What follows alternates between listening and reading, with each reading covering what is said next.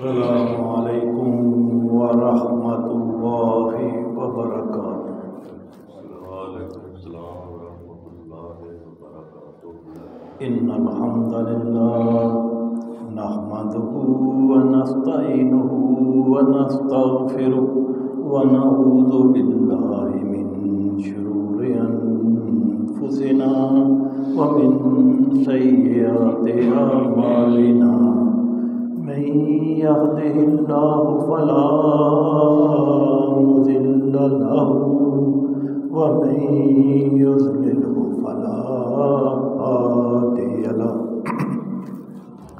وأشهد أن لا إله إلا الله وحده لا شريك له، وأشهد أن محمدا عبده ورسوله، أما بعد فإن خير الحديث كتاب الله، وخير الهدي هدي محمد صلى الله عليه وسلم، وشر الأمور محدثاتها، وكل محدثة بدعة، وكل بدعة ضلالة، وكل ضلالة في النار۔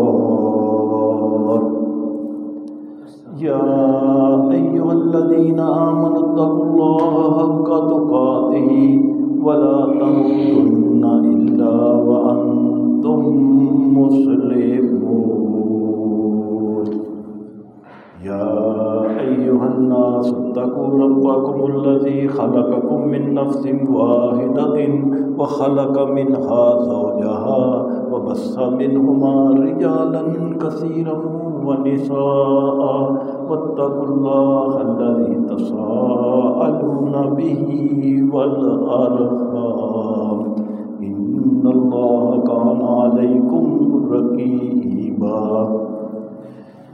يا أيها الذين آمنوا اتقوا الله وقولوا قولا سديدا يصلح لكم أعمالكم ويغفر لكم ذنوبكم، ومن يطع الله ورسوله فقد فاز فوزا عظيما۔ اللهم صل على محمد وعلى آل محمد كما صليت على إبراهيم وعلى آل إبراهيم إنك حميد مجيد۔ اللهم بارك على محمد وعلى آل محمد كما باركت على إبراهيم وعلى آل إبراهيم إنك حميد مجيد۔ رب اشرح لي صدري ويسر لي أمري واحلل عقدة من لساني يفقهوا قولي۔ سبحانك لا علم لنا إلا ما علمتنا إنك أنت العليم الحكيم۔ أما بعد، أعوذ بالله السميع العليم من الشيطان الرجيم، بسم الله الرحمن الرحيم۔ وقال يا بني لا تدخلوا من باب واحد وادخلوا من أبواب متفرقة، وما أغني عنكم من الله من شيء، إن الحكم إلا لله، عليه توكلت وعليه فليتوكل المتوكلون۔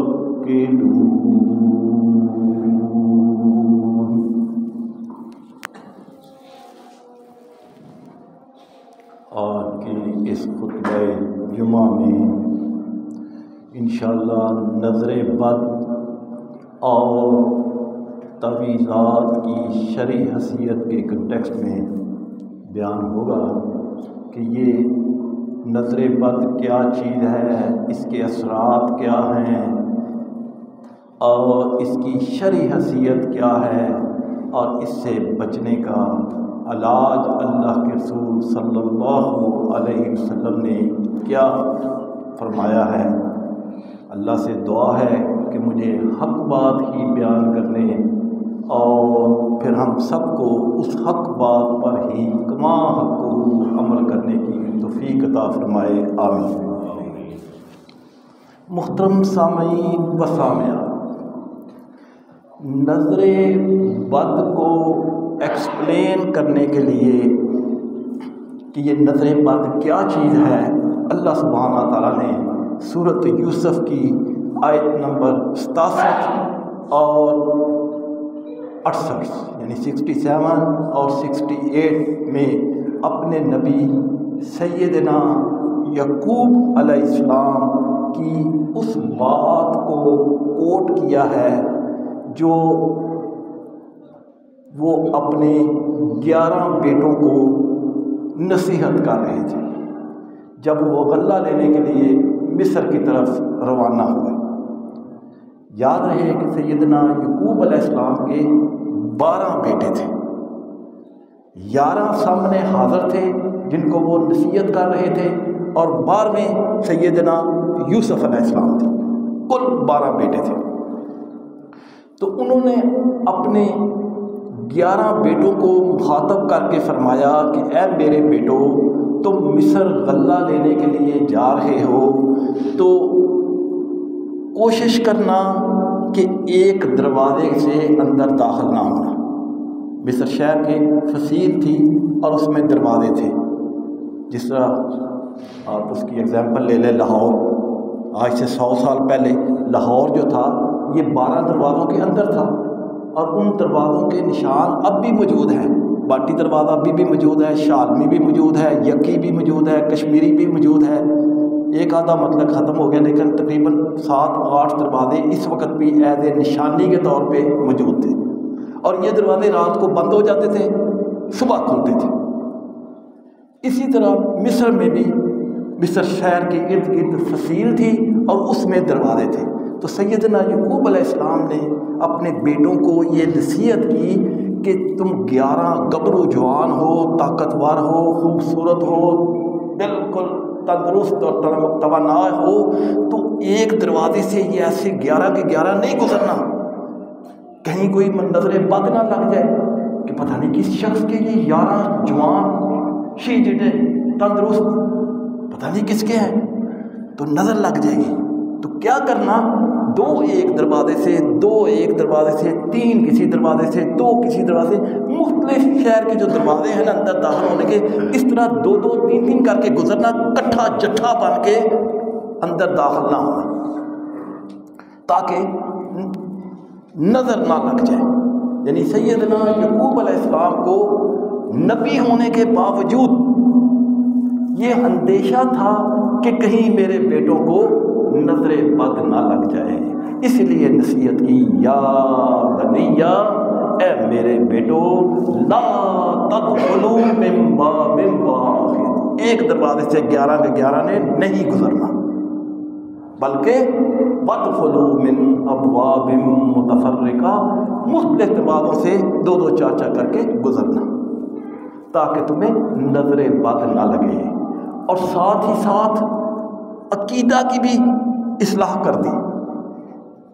فرمایا یہ جو میں تمہیں کہہ رہا ہوں 1-1 2-2 کر کے دروازے سے گزرنا، یہ میں تمہیں نظر بد سے بچانے کی کوشش کر رہا ہوں، اور یہ صرف حفاظتی تدبیر ہے، مگر یاد رکھو، عقیدہ درست کر دیا، ما اغنی عنکم من اللہ من شیء، یہ صرف میری حفاظتی تدبیر ہے، یہ پریکاشنری میجرز ہیں جو تم نے لینے ہیں، لیکن یاد رکھو ہونا وہی ہے جو اللہ کو منظور ہے،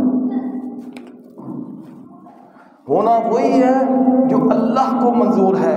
یہ صرف تدبیریں ہیں، حفاظتی تدبیریں، پریکاشنری میجرز جو تم نے لینے ہیں، وگرنہ ہونا وہی ہے جو اللہ کو منظور ہو۔ ان الحکم الا اللہ، حکم اللہ کا ہی ہوگا۔ اگر نظر لگنی ہے تو لگنی ہے۔ اگر تمہارا نقصان ہونا ہے نظر لگنے سے تو وہ نقصان ہونا ہی ہونا ہے، لیکن افاظتی تدبیر کے طور پہ میں تمہیں نصیحت کر رہا ہوں کہ کٹھے نہ داخل ہونا۔ علیہ توکل، تو میں اللہ پر توکل کرتا ہوں اور تم کو بھی اللہ پر ہی توکل کرنی چاہیے۔ وَعَلَيْهِ فَلْيَتَوَكَّلِ الْمُتَوَكِّلُونَ، کیونکہ توکل کرنے والے ہمیشہ اللہ پر ہی توکل کرتے ہیں۔ عقیدہ بھی درست کر دیا۔ اس آیت مبارکہ میں بہت بڑی دعوت ہے، کیونکہ کچھ لوگ صرف ظاہری اسباب اختیار کرتے ہیں اور کچھ لوگ جو ہیں وہ سب کچھ اللہ کے اوپر چھوڑ دیتے ہیں۔ یہ دونوں طریقے غلط ہیں۔ صحیح طریقہ کیا ہے؟ اسباب بھی اختیار کرنے ہیں، پریکاشنری میجرز بھی لینے ہیں، اور اللہ پر توکل بھی کرنی ہے۔ دونوں کرنے ہیں، ایک نہیں کرنا، دونوں کو اختیار کرنے کا حکم ہے۔ اور سیدنا یعقوب علیہ السلام نے نظر بد سے بچنے کے لیے اپنے بیٹوں کو یہ جو اسٹریٹجی اڈاپٹ کی، یہ جو طریقہ اختیار کیا، اللہ تعالیٰ نے اگلی آیت 68 میں اس کو انڈورس بھی کر دیا ہے، اپروو بھی کر دیا ہے کہ یعقوب علیہ السلام نے جو یہ اسٹریٹجی اڈاپٹ کی یہ بالکل ٹھیک تھی۔ یعنی انسان کو اللہ پر توکل بھی کرنا چاہیے اور حفاظتی انتظامات بھی کرنے چاہیے۔ تو یعقوب علیہ السلام نے یہ جو حفاظتی انتظام اپنی ذہن کے مطابق یہ ٹھیک کیا۔ اگلی آیت میں اللہ فرماتے ہیں وَإِنَّهُ لَذُو عِلْمٍ، بے شک میرا نبی یعقوب اس کے پاس علم تھا، لما علمناہ، جو ہم نے اس کو سکھایا تھا، اور اس علم کے مطابق اس نے یہ جو اسٹریٹجی اڈاپٹ کی، بچوں کو نصیحت کی، یہ ٹھیک کیا۔ اور بیٹوں کو یہ بھی ساتھ ساتھ بتا دیا کہ تقدیر کے آگے کچھ نہیں ہو سکتا۔ ما کان یغنی عنہم من اللہ من شیء، جو تکلیف جو مصیبت اللہ کی طرف سے تقدیر میں لکھی ہوئی ہے وہ آنی ہے، لیکن حفاظتی تدبیر پریکاشنری میجرز جو ہیں وہ ضرور اختیار کرنے چاہیے۔ نظر بد کے متعلق صحیح بخاری اور مسلم میں 5 احادیث اس کنٹیکسٹ میں موجود ہیں۔ پہلی حدیث ہے متفق علیہ، بخاری اور مسلم دونوں میں یہ حدیث موجود ہے۔ بخاری میں حدیث کا نمبر ہے 5737 اور مسلم میں بھی یہ حدیث موجود ہے 5725، اور اس حدیث کی راوی ہیں ام المومنین ام سلمہ رضی اللہ تعالی عنہا۔ کہتی ہیں کہ اللہ کے رسول صلی اللہ علیہ وسلم میرے پاس گھر آئے تو میرے گھر میں ایک چھوٹی بچی تھی اور اس کے چہرے پر کچھ نشان تھے۔ تو اللہ کے رسول صلی اللہ علیہ وسلم نے جب اس چھوٹی بچی کو دیکھا تو مجھ سے کہا استرقوا لہا، اس بچی کو نظر لگ گئی ہے، فإن بہا نظرۃ، اس کو دم کرو، استرقوا لہا، اس پر دم کرو، فإن بہا نظرۃ، کیونکہ اس کو نظر بد لگ گئی ہے۔ یعنی اس چھوٹی بچی کے چہرے کے تاثرات دیکھ کر آپ صلی اللہ علیہ وسلم نے اندازہ لگا لیا کہ اس بچی کو نظر لگی ہوئی ہے۔ چنانچہ اپنی بیوی ام المومنین ام سلمہ کو کہا کہ اس کے اوپر دم کرو تاکہ یہ نظر بد ختم ہو جائے۔ دوسری حدیث بھی صحیح مسلم کی ہے، انٹرنیشنل نمبر ہے 2200 اور کتابی نمبر ہے 5732۔ حضرت عوف بن مالک رضی اللہ تعالیٰ عنہ کہتے ہیں کہ صحابہ کرام صلی اللہ علیہ وسلم نے اللہ کے رسول صلی اللہ علیہ وسلم سے سوال کیا کہ اے اللہ کے رسول، ہم زمانہ جاہلیت میں کچھ دم کرتے تھے اور اس دم کرنے سے ہمیں آرام آ جاتا تھا، شفا مل جاتی تھی، کیا ہم اب بھی ایسا دم کر سکتے ہیں؟ تو اللہ کے رسول صلی اللہ علیہ وسلم نے فرمایا پہلے مجھے وہ الفاظ پڑھ کے سناؤ کہ کیا تم دم کرتے تھے. تو صحابہ نے وہ الفاظ جس سے وہ دم کرتے تھے وہ اللہ کے رسول صلی اللہ علیہ وسلم کے سامنے پڑھ کر سنائے. تو آپ صلی اللہ علیہ وسلم نے فرمایا ٹھیک ہے تم ان الفاظ سے دم کر لیا کرو. دم کے لیے ضروری ہے کہ اس میں کوئی شرکیہ لفظ نہ ہو. اور اس حدیث سے یہ بھی بات ثابت ہوئی کہ کوئی ضروری نہیں ہے کہ قرآن حدیث پڑھ کر ہی دم کیا جائے. اپنی زبان میں بھی دم ہو سکتا ہے, پنجابی میں بھی ہو سکتا ہے, اردو میں بھی ہو سکتا ہے. ضروری نہیں ہے کہ آپ کو عربی. کیوں؟ جو اللہ کے رسول کے صحابہ پہلے پڑھتے تھے وہ کوئی قرآن سننا تھوڑا تھا, صرف شرکیہ کلمات میں. اور اسی کی تائید میں اگلی حدیث ہے صحیح مسلم کی, انٹرنیشنل نمبر ہے 2199 اور کتاب کا نمبر ہے 5729 اور 5731. اور اس حدیث کے راوی ہیں سیدنا جابر رضی اللہ تعالیٰ عنہ. کہتے ہیں کہ میرا ماموں بچھو اور سانپ کے علاج کا دم کرتا تھا اور اس کے دم کرنے سے تکلیف ختم ہو جاتی تھی, آرام آ جاتا تھا. تو آپ صلی اللہ علیہ وسلم نے فرمایا تمہارا ماموں کیا پڑھتا تھا؟ تو سیدنا جابر رضی اللہ تعالیٰ عنہ نے وہ الفاظ اللہ کے رسول صلی اللہ علیہ وسلم کے سامنے پڑھے. تو آپ صلی اللہ علیہ وسلم نے فرمایا یہ ٹھیک ہے, اس سے تم اپنے بھائیوں کو فائدہ پہنچاؤ. اب ظاہر ہے اس کا ماموں زمانہ جاہلیت کا تھا, اس کا کوئی قرآن حدیث تو نہیں تھا. تو ان دونوں حدیثوں سے بات یہ ثابت ہوئی کہ اللہ تعالیٰ کو ساری زبانیں آتی ہیں. اگر کسی کو عربی نہیں آتی اور وہ اپنی پنجابی زبان میں یا مادری زبان میں یا سرائکی زبان میں یا جس زبان میں بھی وہ چاہے پڑھنا پڑھ سکتے. ویسے تو اس کو قرآن سنت آنا چاہیے, لیکن ان کیس اگر نہیں آتا تو وہ اپنی زبان میں یہ کر سکتا ہے. اللہ کو یہ ساری زبانیں آتی ہیں. بس ضروری کیا ہے کہ ان الفاظ میں کوئی شرکیہ لفظ نہ ہو, عقیدے میں شرک نہ ہو. عقیدہ یہ ہو کہ نفع نقصان پہنچانے والی ذات جو ہے وہ اللہ کی ذات.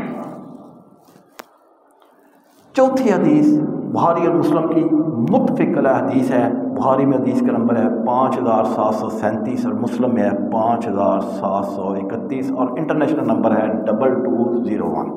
اور اس حدیث کے راوی ہیں سیدنا ابو سعید خدری رضی اللہ تعالیٰ عنہ. کہتے ہیں کہ ہم سفر کے اوپر جا رہے تھے تو راستے میں ہم نے کسی سے کھانا مانگا. کھانا تو ہمیں نہ ملا, لیکن ایک قبیلہ جو ہے وہ ہمیں ملا. اس کے سردار کو سانپ نے کاٹ لیا تھا. بڑے پریشان تھے, اپنے ٹوٹکے سارے یوز کر چکے تھے. وہ ہمارے پاس آئے, کہنے لگے کوئی تمہیں سانپ کا علاج ہے؟ تمہارے پاس کوئی ایسا شخص جس کو سانپ کا علاج آتا ہو کہ سانپ نے کاٹ لیا ہے؟ تو ابو سعید خدری نے کہا ہاں میرے پاس علاج ہے. کہا جو پھر کرو آ کے, ہم تمہیں بہت انعام دیں گے, بکریوں کا ایک ریوڑ دے دیں گے اگر علاج کا آرام آ گیا. ابو سعید خدری کہتے ہیں ہم سب اس کے ساتھ چل پڑے اور سردار کے پاس جا کر میں نے بسم اللہ اور سورۃ فاتحہ پڑھ کے اس کے اوپر پھونک مار دی. اللہ کا کرنا کہ اس کو آرام آ گیا. بڑے خوش ہو اور انہوں نے 30 بکریاں ایز ہدیہ ایز انعام صحابہ کو دے دی. صحابہ نے بکریاں لے کے چل پڑے. اب راستے میں خیال آیا کہ ہم نے تو کیا ہی کچھ نہیں ہے, پتہ نہیں یہ ہدیہ لینا جائز بھی ہے کہ نہیں. ہم نے اجرت لے لی ہے قرآن مجید کی آیت پڑھنے پر, یہ پتہ نہیں حلال ہے کہ نہیں. تو فیصلہ یہ ہوا کہ بکریوں کو سنبھال کے رکھو, واپس جا کے اللہ کے رسول صلی اللہ علیہ وسلم سے پوچھیں گے. اگر انہوں نے اجازت دی تو ان 30 بکریوں کا ہم استعمال کر لیں گے, وگرنہ پھر جیسے اللہ کے رسول کہیں گے اس طرح ہم کر لیں گے. واپسی پر جب اللہ کے رسول صلی اللہ علیہ وسلم کو آپ نے یہ سارا واقعہ صحابہ نے سنایا تو آپ صلی اللہ علیہ وسلم نے واقعہ سن کر مسکرائے اور ابو سعید خدری سے کہا کہ تمہیں کیسے پتہ چلا ہے؟ وما ادراک انہا رقیہ, تمہیں کیسے پتہ چلا کہ سورۃ فاتحہ دم ہے؟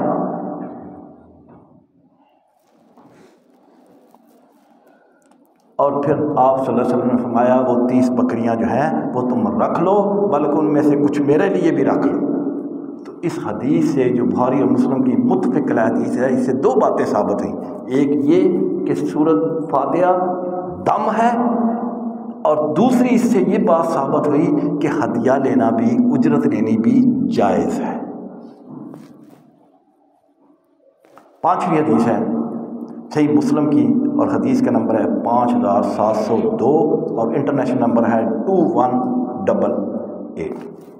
سیدنا عبداللہ بن عباس امام المفسرین رضی اللہ تعالی عنہما اس حدیث کے راوی ہیں، کہتے ہیں کہ اللہ کے رسول صلی اللہ علیہ وسلم نے فرمایا، بڑا غور سے سننا ہے، العین حق، نظر کا لگ جانا حق ہے، وَلَوْ كَانَ شَيْءٍ سَبَقَ الْقَدَرَ، اگر تقدیر پر کوئی چیز سبقت لے جا سکتی ہے، سبقت العین، تو وہ نظر بد ہے، یہ تقدیر کے اوپر بھی سبقت لے جاتی ہے۔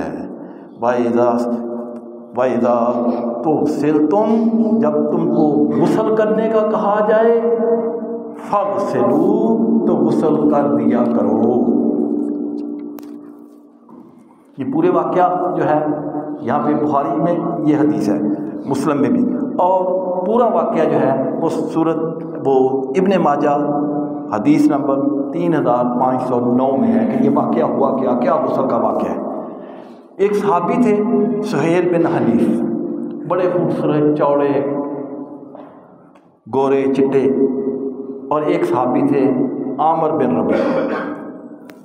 تو جو صحابی رسول سہیل بن حنیف تھے یہ نہا رہے تھے، اور دوسرے صحابی عامر بن ربیع نے اس کو دیکھا اور کہا کہ تم تو بہت خوبصورت ہو، تمہارا تو جسم بڑا خوبصورت ہے، وہ تو بڑا وائٹ ہے۔ اتنا کہنے کی دیر تھی کہ سہیل بن یوسف کو بخار چڑھ گیا اور بیمار پڑ گیا۔ جلدی سے یہ خبر اللہ کے رسول صلی اللہ علیہ وسلم کو پہنچائی گئی، تو آپ نے اس صحابی جس نے یہ کہا تھا عامر بن ربیع کو بلایا اور کہا، تم اپنے بھائی سہیل کو قتل کرنا چاہتے ہو؟ جب تم نے خوبصورت جسم ان کا دیکھا تو یہ کیوں نہیں کہا ماشاءاللہ؟ بے شک یہ کہتے کہ تمہارا جسم بہت خوبصورت ہے، تم بہت خوبصورت جسم کے مالک ہو، لیکن ساتھ کہنا چاہیے تھا ماشاءاللہ، اور ساتھ ہی اپنی امت کو ایک جنرل انسٹرکشن دے دی کہ جب بھی تم کبھی کوئی خوبصورت چیز دیکھو، اچھی چیز دیکھو، تم تعریف کرنا چاہو تو ساتھ یہ ضرور کہو ماشاءاللہ۔ اسی بات کو اللہ سبحانہ تعالیٰ نے سورۃ کاف کی آیت نمبر 39 میں بھی کہا کہ ایک شخص تھا، اس کا باغ بہت بڑا پھل تھا، اور وہ اس نے کہا کیا بات ہے، میرے باغ میں تو بہت پھل ہے۔ نتیجہ کیا ہوا؟ اندھیری آئی، اس کا باغ کا سارا پھل خراب ہو گیا، ضائع ہو گیا، اور اللہ نے قرآن میں کوٹ کیا کہ اس کو کہنا چاہیے تھا کہ ماشاءاللہ۔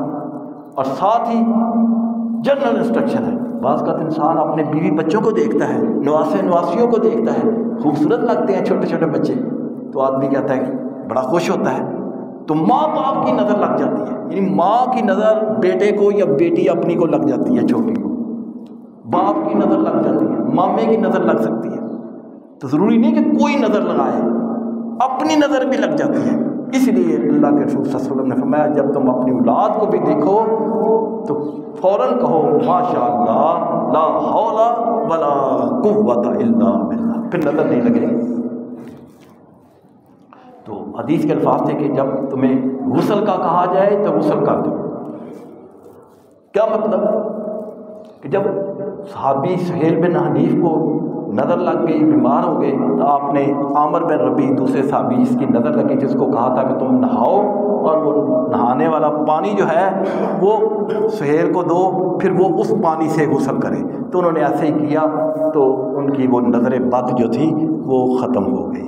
تو اس حدیث سے یہ بات بھی ثابت ہوئی کہ اگر کسی کے اوپر شک ہوتا ہے کہ یار مجھے اس کی نظر لگی ہے، اور وہ اس کو کہے کہ یار مجھے تم غسل کا پانی دو تاکہ تمہاری نظر بد ختم ہو جائے، تو ایسا کر دینا چاہیے۔ اور ضروری نہیں ہے کہ نہانا ہی پورا ہے، وضو بھی کر لیں، یہ بھی چھوٹا غسل ہوتا ہے، وضو کے پانی سے بھی اگر وہ چھینٹے اپنے اوپر مار لیے جائیں تو نظر بد دور ہو جاتی ہے۔ یہ اللہ کے رسول صلی اللہ علیہ وسلم نے طریقہ اڈاپٹ کر کے صحابہ نے اور ہم تک پہنچا۔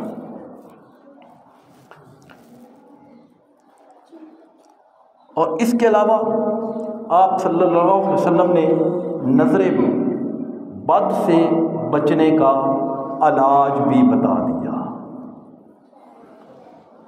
کہ نظر بد کا علاج ہے دم پڑھ کر اپنے اوپر پھونک لینا، یا اپنے بچوں کے، اگر بچے چھوٹے ہیں پڑھ نہیں سکتے تو پڑھ کر ان کے اوپر دم کر دو، اگر بچے بڑے ہیں تو وہ خود اپنے اوپر دم کریں۔ صحیح بخاری کی حدیث ہے 3371، اور ابو داؤد میں بھی حدیث ہے 4437۔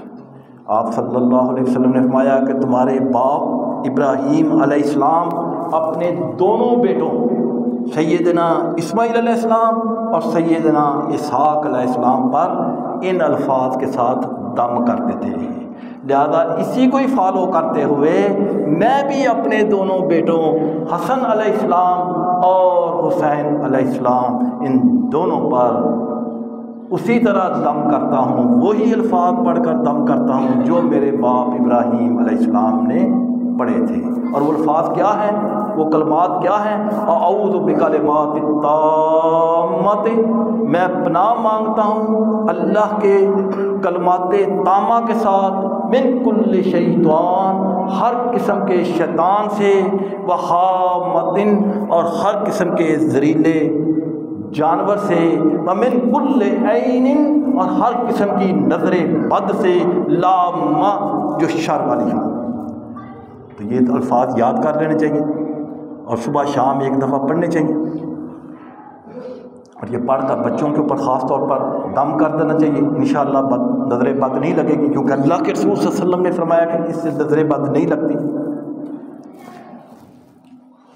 اس حوالے سے یہ بات یاد رکھنی چاہیے کہ جس طرح میڈیکل فیلڈ میں دو قسم کے علاج ہوتے ہیں، ایک علاج جو ہوتا ہے وہ کہلاتا ہے پریونٹیو ٹریٹمنٹ، حفاظتی علاج۔ چھوٹے بچے ہوتے ہیں نا، ان کو ویکسین لگا دیتے ہیں، کیوں کہ بڑے ہو کر اس کو پولیو نہ ہو، اس کو ٹائیفائڈ نہ ہو، اس کو خسرہ نہ ہو، اس کو کوئی بیماری نہ لگے۔ ایون بڑے لوگ بھی جن کو زکام وغیرہ سردیاں شروع ہونے سے پہلے ہو جاتا ہے، وہ بھی حفاظتی انجیکشن لگا لیتے ہیں، گولیاں لگا لیتے ہیں۔ بعض کا ایسا ہوتا ہے کہ آدمی کو بھی نزلہ فیل ہی ہوتا ہے تو وہ جلدی جلدی ایک آدھی پیناڈول کھا لیتا ہے کہ یار بجائے دے کہ یہ نزلہ زکام میرے اوپر حملہ آور ہو، ابھی سے ہی گرم پانی کے ساتھ غرارے کر لو اور ساتھ 2 کوڈوپرین کھا لو، پیناڈول کھا لو حفاظت کے طور پہ۔ اس کو کہتے ہیں پریونٹیو ٹریٹمنٹ، کہ بیماری آنے سے پہلے ہی اس کو پکڑ لینا۔ اسی طرح پریونٹیو مینٹیننس ہوتی ہے، مشینوں کو وقت کے اوپر آئل دو، گریس دو، گاڑی کا آئل وقت کے اوپر چینج کرو، اس کا فلٹر وقت کے اوپر چینج کرو، گاڑی خراب نہیں ہوگی۔ مشین کا آئل چینج کرو، اس کو گریس دو، اس کا جو پرزہ ہے وقت کے اوپر ہی ٹھیک کر لو، نتیجہ کیا ہوگا؟ آپ کی وہ جو مشینری ہے وہ شٹ ڈاؤن نہیں ہوگی،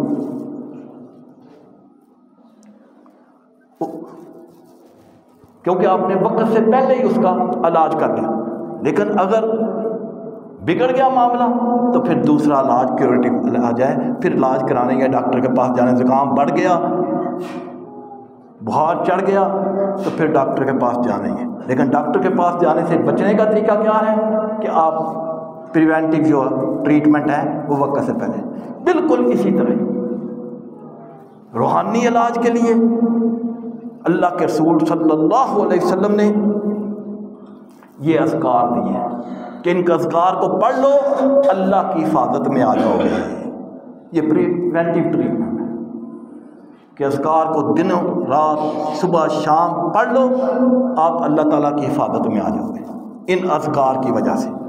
لیکن انسان ہے کہ یہ جو اللہ کے رسول صلی اللہ علیہ وسلم نے پریونٹیو ٹریٹمنٹ بتایا ہے اس کے اوپر عمل نہیں کرتا، اور جب بخار کی طرح کوئی مصیبت آ جاتی ہے تو پھر بھاگتا ہے۔ تو یہ ہمیں صبح شام کے اذکار یاد کر لینے چاہیے اور ان کو پڑھ لینا چاہیے، انشاءاللہ آپ اللہ کی حفاظت میں آ جائیں گے ان اذکار کی وجہ سے۔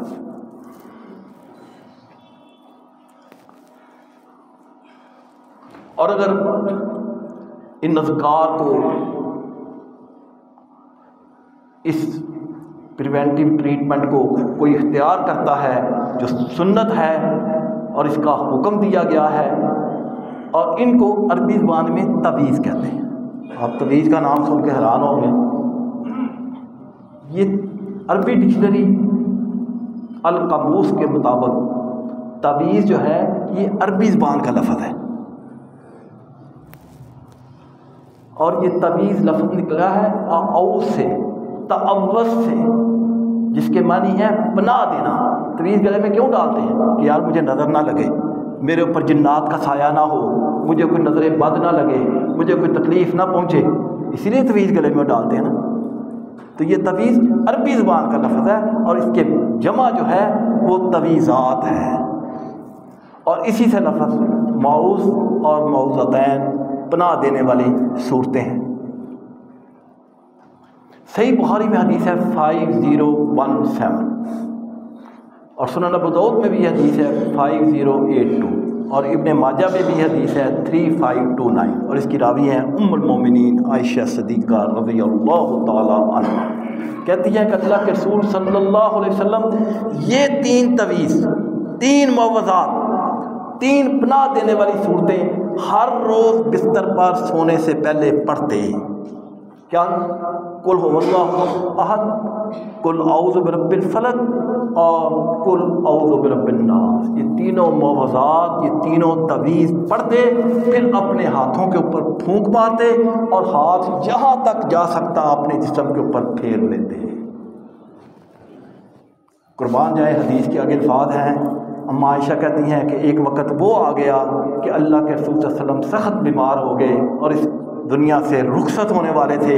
اب آپ ہاتھ اٹھا کر یہ تینوں صورتیں نہیں پڑھ سکتے تھے، کمزوری ہو گئی تھی، تو میں آپ صلی اللہ علیہ وسلم کے ہاتھ اٹھاتی اور یہ 3 صورتیں پڑھتی، اور آپ صلی اللہ علیہ وسلم کے ہاتھ کے اوپر پھونک مارتی، اور پھر آپ صلی اللہ علیہ وسلم کا ہاتھ پکڑ کے آپ کے ہی جسم پر پھیر دیتی۔ اتنا اثر، اس لیے ان صورتوں کو کہتے ہیں معوذتین، پناہ دینے والی صورتیں۔ لیکن یہ یاد رکھیں، یہ تعویذ، یہ معوذات پڑھنے کا حکم ہے، لٹکانے کا حکم نہیں ہے۔ لٹکانے کا حکم گلے میں ہو، بازو کے اوپر ہو، پیٹ کے اوپر ہو، کسی کی جگہ کے اوپر، ان تعویذات کو لٹکانے کا حکم نہیں، تعویذات کو پڑھنے کا حکم ہے۔ اس کی مثال کیا ہے؟ شہد کے متعلق اللہ تعالیٰ سورۃ النحل کی آیت نمبر 69 میں فرماتا ہے فیہ شفاء للناس، اس شہد میں لوگوں کے لیے شفا ہے۔ اب ایک شخص ہے وہ پیور خود بیری سے چھتا اتارتا ہے، شہد نکالتا ہے، اس کو بوتل میں رکھ کے، شیشی میں رکھ کے، اوپر سے ڈھکن بند کر کے گلے میں لٹکا لیتا ہے اور کہتا ہے کہ مجھے شہد سے شفا آ جائے۔ نہیں بھائی، اللہ نے حکم دیا فی شفاء للناس، اس شہد میں شفا ہے کھانے سے، اس کو چاٹنے سے۔ شہد کو چاٹو گے، شہد کو کھاؤ گے تو تمہیں شفا ملے گی۔ اگر شیشی میں خالص شہد ڈال کے گلے میں لٹکا لو گے تو اس کی تمہیں شفا نہیں ملے گی۔ اسی طرح قرآن حکیم کے متعلق اللہ سبحانہ تعالیٰ نے سورۃ یونس کی آیت نمبر 57 میں فرمایا یا ایھا الناس، اے لوگو، قد جاءتکم، تحقیق تمہارے پاس آ گئی ایسی چیز، موعظۃ، جو نصیحت ہے، من ربکم، تمہارے رب کی طرف سے، وشفاء، اور شفا ہے۔ یعنی یہ قرآن جو ہے یہ شفا ہے، لیکن شفا کس طرح ہے؟ پڑھنے سے۔ اس کو جلدان میں کر کے اوپر کر کے رکھ دو، یا تعویذ میں اس کو بائنڈ کر کے اس کو گلے میں لٹکا لو، نہیں، پڑھنے میں شفا ہے۔ گھروں میں قرآن پڑھے ہوتے ہیں مہینہ مہینہ، 2 مہینے، پھر اس کو جھاڑ دیتے ہیں، اس کی مٹی مٹی یہ وہ۔ تو اللہ کے رسول صلی اللہ علیہ وسلم نے نظر بد سے بچنے کے لیے 5 تعویذ جو ہیں وہ اپنی امت کو بتائے۔ پہلا تعویذ، پہلا ذکر، آپ صلی اللہ علیہ وسلم نے فرمایا آیت الکرسی پڑھنا۔ یہ آیت الکرسی سورۃ بقرہ کی آیت نمبر 255 ہے۔ آپ صلی اللہ علیہ وسلم نے فرمایا، بخاری کی حدیث ہے 2311، اور اس کے راوی ہیں سیدنا ابو ہریرہ رضی اللہ تعالیٰ عنہ۔ کہتے ہیں کہ اللہ کے رسول صلی اللہ علیہ وسلم نے فرمایا جو کوئی مرد یا عورت رات کو سونے سے پہلے آیت الکرسی پڑھ لیتا ہے تو اللہ تعالیٰ ایک فرشتہ جو ہے وہ ڈپیوٹ کر دیتا ہے جو اس شخص کو، اس عورت کی ساری رات حفاظت فرماتا ہے۔ آپ صلی اللہ علیہ وسلم نے فرمایا اگر وہ اس سونے کے دوران اس دنیا سے رخصت ہو جاتا ہے تو وہ سیدھا جنت میں جائے گا، پرووائڈیڈ دیٹ کہ وہ نماز بھی پڑھتا ہو۔ یہ نہیں ہے کہ نماز نہیں پڑھ رہا اور آیت الکرسی پوری اس نے زور و شور سے پڑھ رہا ہے اور پڑھ کے سو گیا ہے، تینوں معوذات بھی پڑھ لی ہیں، نہیں، پری ریکوزٹ جو ہے وہ پورا کرنا ضروری ہے، نماز پڑھنی ضروری ہے، اس کے بعد اذکار ہے۔ اگر کوئی نماز نہیں پڑھتا اور اذکار کا اس نے زور دیا ہوا ہے، اور دیکھو عموماً لوگ کہتے ہیں سبحان اللہ الحمدللہ، یا نماز پڑھی یا نہیں، ہر بات میں وہ سبحان اللہ کہے گا، ہر بات میں ماشاء اللہ کہے گا، ہر بات میں قسم اٹھائے گا، لیکن نماز روزے کی طرف۔ تو اس اذکار کا فائدہ اس وقت ہی ہے جب آپ پری ریکوزٹ پورے کریں۔ دوسرا وظیفہ، دوسرا تعویذ بخاری میں ہے 5017، اور ابو داؤد میں بھی یہ حدیث ہے 5082، اور اس کی راوی ہیں ام المومنین عائشہ صدیقہ رضی اللہ تعالیٰ عنہ، کہ آپ صلی اللہ علیہ وسلم نے فرمایا آخری 3 صورتیں پناہ مانگنے والی ہیں، قل هو اللہ احد، قل اعوذ برب الفلق، اور قل اعوذ برب الناس۔ رات کو سونے سے پہلے ان صورتوں کو پڑھ لیا کرو، اللہ تعالیٰ اس انسان کی، اس عورت کی جو بھی اس کو رات کو پڑھتا ہے اس کی حفاظت فرماتا ہے۔ تیسرا وظیفہ یعنی تیسرا تعویذ جو اللہ کے رسول صلی اللہ علیہ وسلم نے فرمایا، وہ مسلم کی حدیث ہے 6844، اور ابو داؤد میں بھی یہ حدیث ہے 5077، اور اس کے راوی ہیں عمر بن میمون رضی اللہ تعالیٰ عنہ۔ کہتے ہیں کہ اللہ کے رسول صلی اللہ علیہ وسلم نے فرمایا جس نے سارے دن میں 10 بار یہ کلمات پڑھ لیے تو اس کو 4 غلام آزاد کرنے کا ثواب ملے گا، اور دن بھر وہ شیطان اور دوسرے تمام خطرناک جانوروں اور چیزوں سے حفاظت میں رہے گا۔ اور وہ الفاظ بہت ہی آسان ہیں، کیا ہے؟ لا الہ الا اللہ وحدہ لا شریک لہ لہ الملک ولہ الحمد یحیی و یمیت وہو علی کل شیء قدیر۔ کیا لکھے ہوئے؟ بڑے آسان ہیں، 10 دفعہ پڑھنے سارے دن میں، ہر نماز کے بعد بھی 2 دفعہ پڑھو تو شام تک 10 ہو جائیں گے۔ چوتھی حدیث بڑی زبردست اور بڑا ہی زبردست تعویذ ہے، اور یہ حدیث جو ہے ترمذی میں ہے 3388، اور ابو داؤد میں بھی ہے 5088، اور اس کے راوی ہیں ابان بن عثمان، حضرت عثمان غنی کے بیٹے ابان۔ شاگرد بیٹھے ہوئے ہیں، ان کو درس دے رہے ہیں، اور درس دیتے ہوئے فرمایا کہ میں نے اپنے باپ عثمان غنی سے یہ حدیث سنی جو میں آپ کو بتا رہا ہوں، اور انہوں نے اللہ کے رسول صلی اللہ علیہ وسلم سے سنا کہ جو شخص یہ کلمات پڑھ لیتا ہے اس کو کوئی بیماری، کوئی تکلیف، کوئی جانور، کوئی تکلیف نہیں ہو سکتی۔ اور وہ وظیفہ کے کیا الفاظ ہیں؟ بسم اللہ الذی لا یضر مع اسمہ شیء فی الارض ولا فی السماء وہو السمیع العلیم، کہ اللہ کے نام سے پناہ مانگتا ہوں جس کے نام کی برکت سے زمین و آسمان کی کوئی چیز نقصان نہیں پہنچا سکتی، اور وہ سب سننے والا اور جاننے والا ہے۔ اب حدیث بیان کر دی، راوی حدیث ابان بن عثمان اپنے شاگردوں کو جب یہ حدیث بیان کر رہے ہیں تو کچھ اسٹوڈنٹ بڑے شارپ ہوتے ہیں کلاس میں، تو ایک اسٹوڈنٹ جو ہے وہ یہ حدیث بھی سن رہا ہے، بڑی توجہ سے سننے والی ہے، حدیث بھی سن رہا ہے، اور ساتھ ہی ساتھ اپنے استاد جو یہ حدیث بیان کر رہے ہیں ان کو بغور ٹک ٹکی دیکھ بھی رہا ہے تعجب سے۔ اور اس کے اس طرح دیکھنے کی وجہ کیا تھی کہ راوی الحدیث جو استاد تھے جو حدیث بیان کر رہے تھے ان کا لیفٹ سائڈ والا حصہ جو ہے وہ پیرالائز تھا، فالج ہوا تھا۔ تو وہ اسٹوڈنٹ غور سے یہ دیکھ رہا تھا کہ حضرت جی بڑے اعتماد کے ساتھ بڑے پیشن کے ساتھ، بڑے وسوخ کے ساتھ آپ یہ حدیث بیان کر رہے ہیں، تو اپنا تہاڈا حال ہے بھی کہ فالج ہو جاتا تمہیں، پوائنٹ تو تھا، یعنی اتنے کانفیڈنس سے آپ یہ حدیث بیان کر رہے ہیں کہ دنیا کی کوئی چیز تکلیف پہنچا ہی نہیں سکتی۔ اگر بھائی اتنی اس حدیث کی مطلب کہ اثر ہے تو پھر تہاڈا کیا حال ہے؟ سیدنا ابان بن عثمان اس کی اس طرح ٹک ٹکی باندھے غور سے دیکھتے ہوئے بانپ گئے کہ یہ کیا کہنا چاہتے ہیں، کیونکہ استاد بعد کا جینیس ہوتا ہے، وہ شاگرد کی بات آنکھوں میں بھی جا دیکھ لیتا ہے کہ یہ کیا کہنا چاہتا ہے۔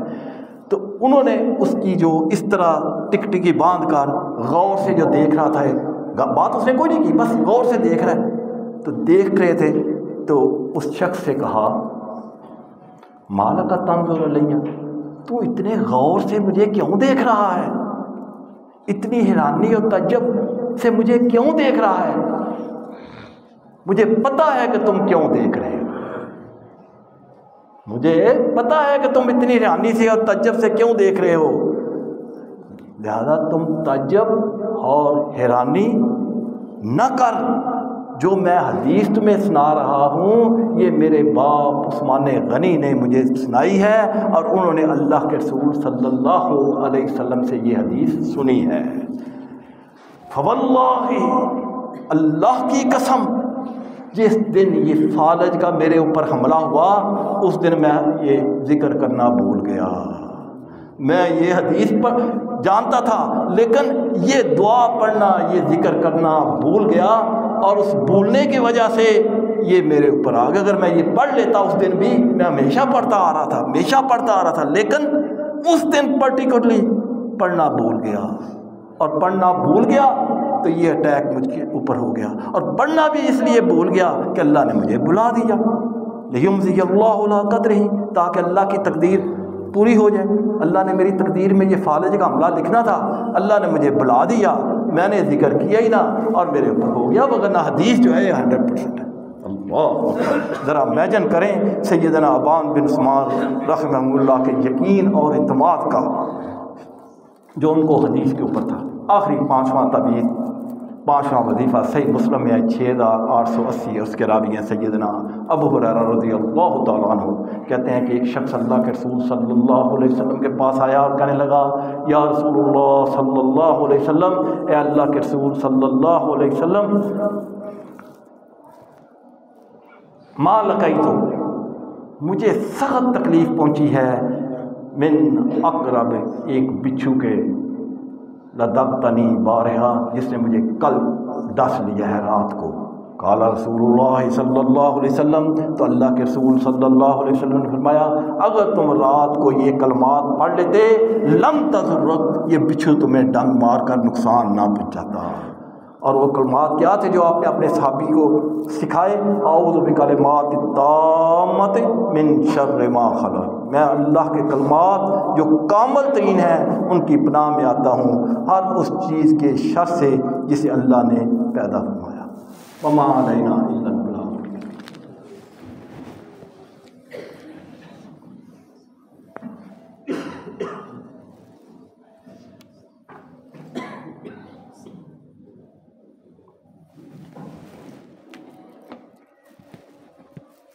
میری بڑی ہمشیرہ ہاسپٹل میں ہے، اس کے لیے دعا کرنی،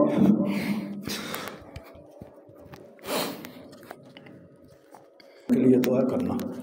ان الحمد للہ نحمدہ ونستعینہ ونستغفرہ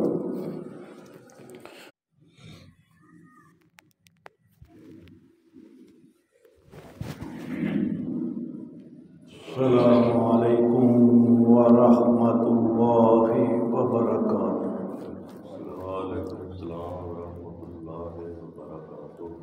ان الحمد للہ نحمدہ ونستعینہ ونستغفرہ ونعوذ باللہ من شرور انفسنا ومن سیئات اعمالنا، من يهده الله فلا مضل له ومن يضلله فلا هادي له